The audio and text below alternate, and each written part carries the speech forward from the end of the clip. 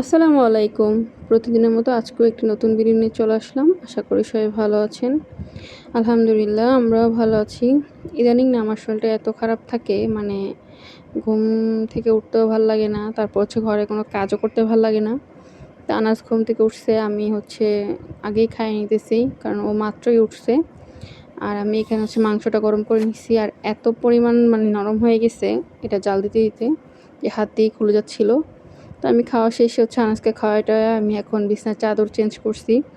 আমি একটা কাজ করি আর ২ বার করে রেস্ট নিই। আমার এত শরীর খারাপ লাগতেছিল। তো আসলে আমি বুঝি না মানুষ আমাকে কি মনে করে যে আমি সারাক্ষণ মনে হয় বাসায় বসে, বসে খাই আর ঘুমাই আর কোনো কাজই নেই। আমি ঈদের আগে এত পরিমাণ কাজ করছি, এত পরিমাণ বাসা গুছাইছি বা বাসা পরিষ্কার করছি। এখন ঈদের পর আমার শরীরটা খুবই খারাপ লাগতেছে। তো এইখানে আনাজ সেমাই খাইতেছিলাম আর বাহিরে কেমন বৃষ্টি আসতেছিল। তো ১ম এ ভাবছি রান্না করব না, যা আছে তাই দিয়ে খাবো। আগের দিনের লাউ আর ডাল ছিল আর মাংস তো আছে। আর এইখানে এত অন্ধকার হয়ে গেছে, পুরো রুম অন্ধকার হয়ে গেছে বৃষ্টির কারণে। তো বৃষ্টি আসলো পরে আনাজকে রেডি করাই দিলাম, গোসল করাইয়া চাদর চেঞ্জ করলাম। আর এইখানে এই যে সব কাঁথা ঘরে মেলে দিছি। আনাজের জন্য কাঁথা খুব ধুইতে হয়। আর আমি ঘরদোর এখনও ভালো করে গুছাই নাই। আমি ডাল ভিজায় রাখছি। একটু খিচুড়ি রান্না করব। অনেকদিন ধরে খিচুড়ি খেতে চাইতেছিলাম, কিন্তু আসলে এত গরম ছিল তাই খিচুড়ি খাইতে পারতেছিলাম না। আর এইখানে আমি ডাল আর চাল একসাথে ভিজায় রাখছি। এখন বসাই দিব, পাতলা খিচুড়ি রান্না করব। তো এখানে আমি ডাল চাল সিদ্ধ দিয়ে টমেটো আর কাঁচামরিচ দিয়ে দিছি আর একটু হলুদ লবণ দিয়ে দিছি। তো এগুলো ভালো করে সিদ্ধ হোক। এখনও ভালো করে সিদ্ধ হয়নি, আমি একটু নাড়াচাড়া দিয়ে দিতেছি। তারপর এটার সাথে একটু গরুর মাংসের ঝোল টোল যা আছে তাই দিয়ে দিব। তো এই যে মাংসটার মধ্যে আমি ঝোল টোল সব দিয়ে দিছি।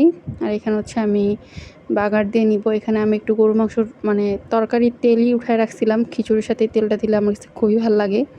তো আমি আগে একটু সয়াবিন তেল দিছি, পরে এখানে এই তরকারির তেলটাও দিয়ে দিছি।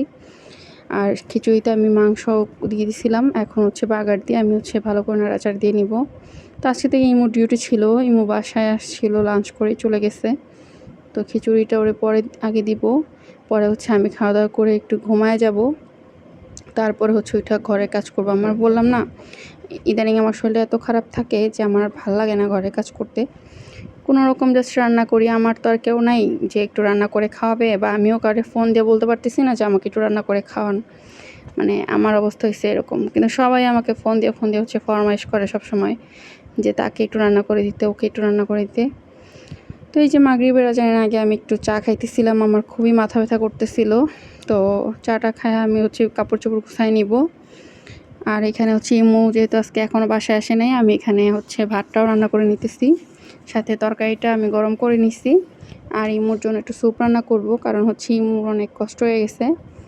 আজকে বলতেছিল ফোন দিয়ে যে ওর খারাপ লাগতেছে শরীর। তো এখানে আমি একটু স্যুপ রান্না করতেছি। একসাথেই দিয়ে দিচ্ছি ডিম টিম কাঁচামরিচ সব কিছু দিয়ে এখন ভালো করে লবণটা চেক করে নাড়াচাড়া করতেছি। তো আজকের মতো ভিডিওটা এই পর্যন্তই। সবাই ভালো থাকবেন, সুস্থ থাকবেন। আর যারা যারা আমার ইউটিউব থেকে দেখেন অবশ্যই আমার চ্যানেলটা সাবস্ক্রাইব করবেন। আর ফেসবুক থেকে যারা দেখতেছেন ফলো করবেন। আল্লাহ হাফেজ।